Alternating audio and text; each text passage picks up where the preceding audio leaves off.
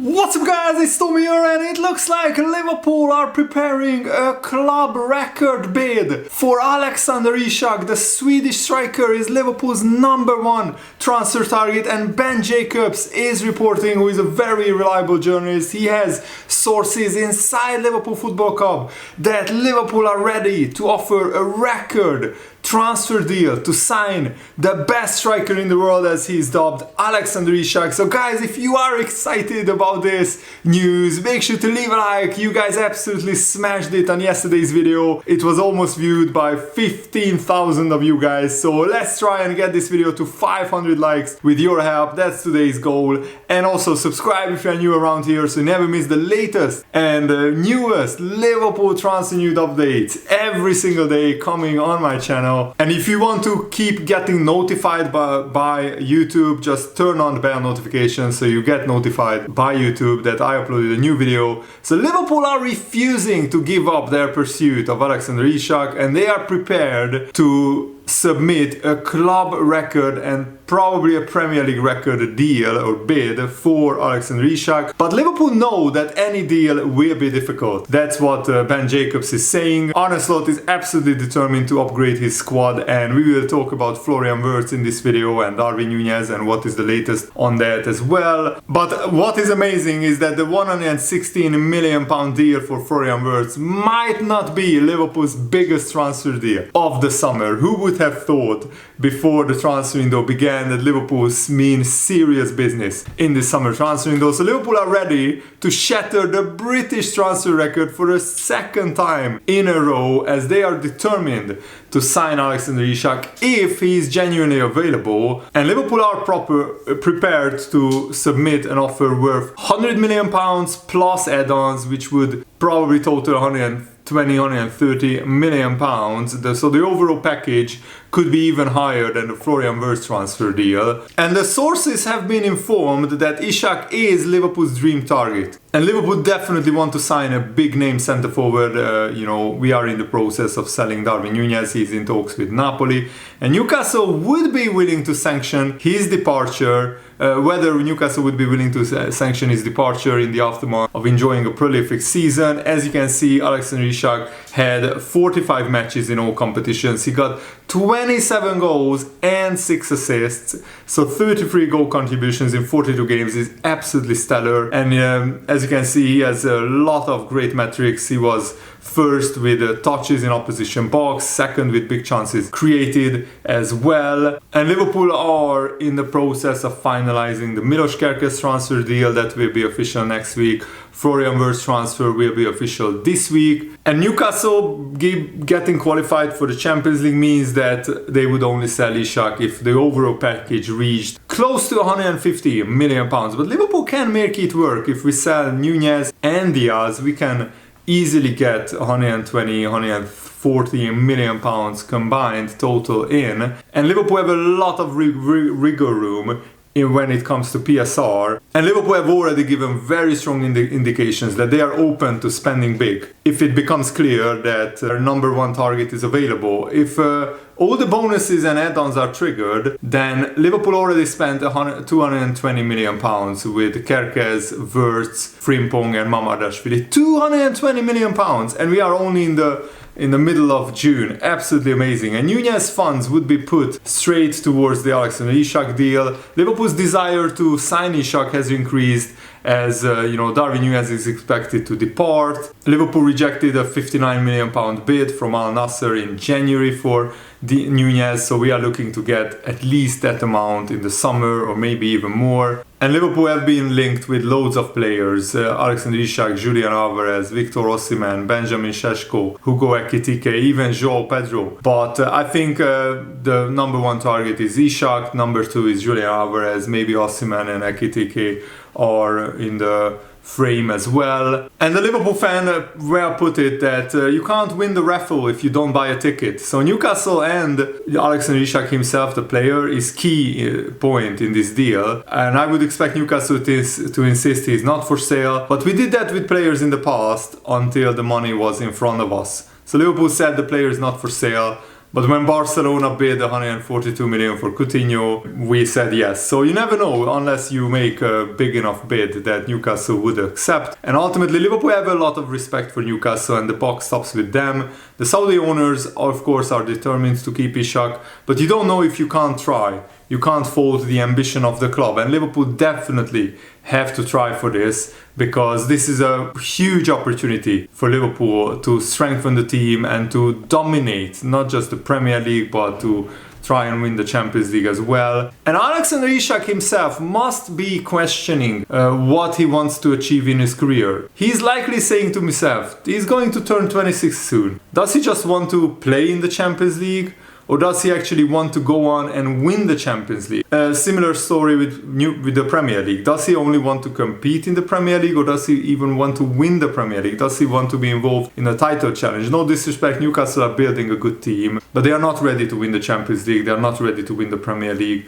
And they might not be ready in the next 3 or 4 years by the time Alexander Isak is past his prime. In respect to Newcastle, yes, they are a growing side and they are putting themselves into these competitions. And now you can see why Alexander Isak wants to be the main man at Newcastle, the main focus. However, at the same time, Newcastle have to show respect to Alexander Isak if he wants to leave. And let's be honest, when he joined Newcastle from Real Sociedad, he didn't think that would be his final destination. He didn't think that would be the club where he ends his career. So definitely Liverpool have a chance. Newcastle are hopeful Alexander Isak signs a new deal, of course.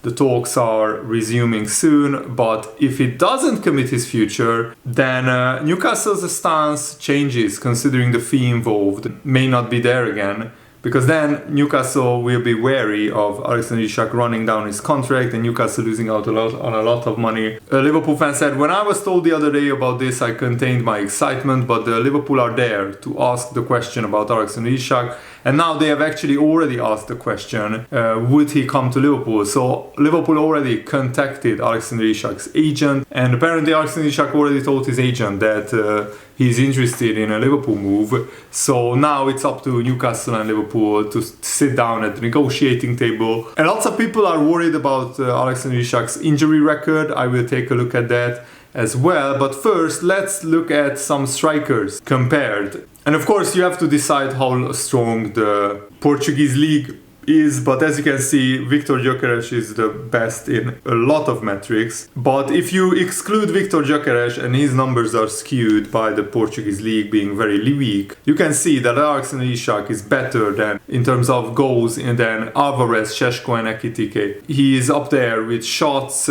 second best behind Ekitike, but in terms of percentage of shots from inside the box, he is the best. And non-penalty expected goals per shot, so the quality of chance per shot is also Isak is first. And non-penalty XG performance is 0.06 for Isak, which is pretty decent. And also he gets a lot of his touches in the opposition box, 18%. He also gets 0.2 assists per 90 minutes, which is, second behind Ekitike if you don't count Gyökeres. And he also creates 3 shot creating actions. He also wins 32% of his aerial duels, which is not too bad. Šeško and of course Ekitike and Gyökeres are better in the air than Isak. And also I wanted to show you the minutes played by the Liverpool squad.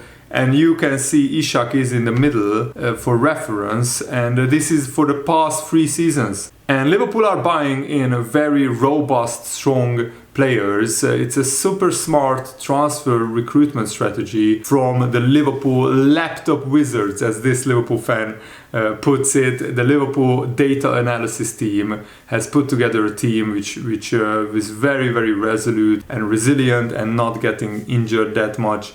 Not at least that, not nowhere near that much that we did get injuries under Jurgen Klopp. So, and Liverpool are also gradually replacing players who are less available. So as you can see, the best availability of course is Van Dijk, Salah and Szoboszlai and McAllister also. But yeah, Isak is actually pretty decent. He's more often available than Darwin Nunez.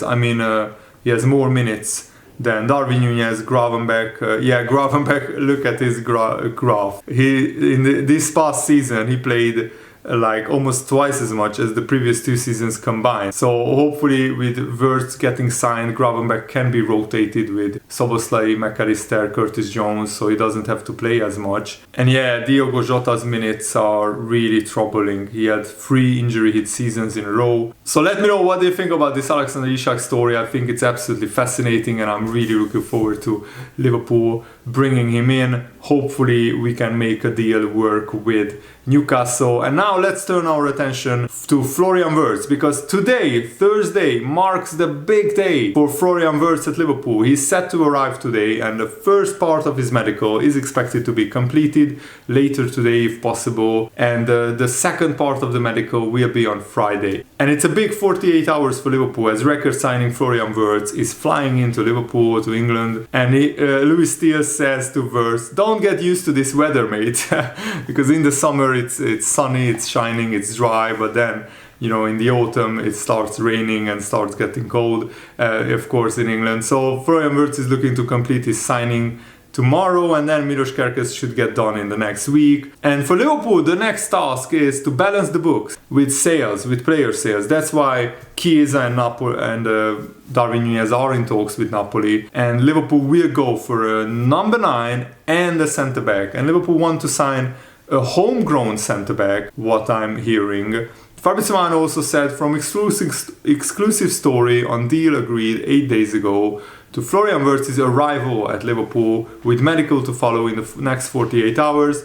All documents are in place, and then Wirtz will be unveiled as new Liverpool club record signing. And Florian Wirtz's salary will be in the region of 200 to 240,000 pounds per week, plus bonuses. And it will fit into Liverpool's current wage structure. And Liverpool don't have a low wage structure. I'm not sure where this narrative comes from. They have similar wages that Bayern Munich does, and they have done for years. And as you can see, if you pause the screen, as you can see, Liverpool have actually a higher player wages than everybody except Bayern Munich, Barcelona, Man City, Real Madrid and Paris Saint-Germain. So Liverpool have higher wages than Man United, Chelsea, Arsenal, Juventus, Tottenham. And also Liverpool spend between 2021-23 about 72% of their revenue on wages, which is a lot of pretty high. And Napoli are preparing one more round of talks with Darwin Nunez this week to make progress on the deal. Fabrizio Romano is reporting this. There are more clubs keen, also from the Saudi League, but Napoli have been trying for weeks and they are currently still on it. So it looks like this Napoli Darwin Nunez transfer saga is getting momentum, and hopefully they will be able to bid high enough to get Darwin Nunez. Also, The Guardian is reporting that Liverpool are believed to be willing to let Joe Gomez leave, and there are no shortage of suitors for Joe Gomez, who is valued at £30 million. There are a lot of Premier League clubs looking for an experienced centre-back like him, who is not too expensive. The big question is, if Liverpool sell Gomez, who do we bring in? Hopefully homegrown player. And due to the Africa Cup of Nations taking place between the 21st of December 2025 until 18th of January, Mo Salah is going to miss the Tottenham, Wolves and Leeds games, and I think we can win those without Salah. Then Fulham away, Arsenal away is the big one, and Burnley at home. Yeah, Tottenham away and Arsenal away. If Salah misses both of those games, that's not ideal. But that's why Liverpool are building a big, strong squad. And even Jeremy Frimpong could play in Salah's place on the right wing if Salah is missing. And here is the confirmation that Liverpool, after add-ons, could spend 220 million on Mamadashvili, Frimpong, Kerkez and Florian Wirtz. So this is a fantastic transfer window for Liverpool. And finally, I also wanted again to highlight Trent Alexander-Arnold's brother, Tyler Alexander-Arnold's agency, PLG agency, again screwing over Liverpool, because the Liverpool Academy midfielder Isak Moran is set to leave Liverpool, even though he got scholars offers from Liverpool FC. He turns 17 next month. He would have been eligible for his first professional contract, but it looks like he will sign for another Premier League club. And every day, every week, the more and more Liverpool fans start to hate Trent Alexander-Arnold more. He had an absolute disaster of a debut for Real Madrid. Al Hilal scored a goal because of Trent Alexander-Arnold's mistake. He got lucky that it was disallowed, and overall he got substituted and he had a pretty bad game. Even by his own standards, his passing was way off. He didn't get off to a good start to his Real Madrid career, and I wish him nothing really. I don't wish him any success, any luck at Real Madrid because of how he treated Liverpool, how he left Liverpool. But let me know if you disagree with me. Feel free to leave a comment. And thanks for watching, guys. I really hope that you guys enjoyed this video. Have a nice day. See you later. Goodbye.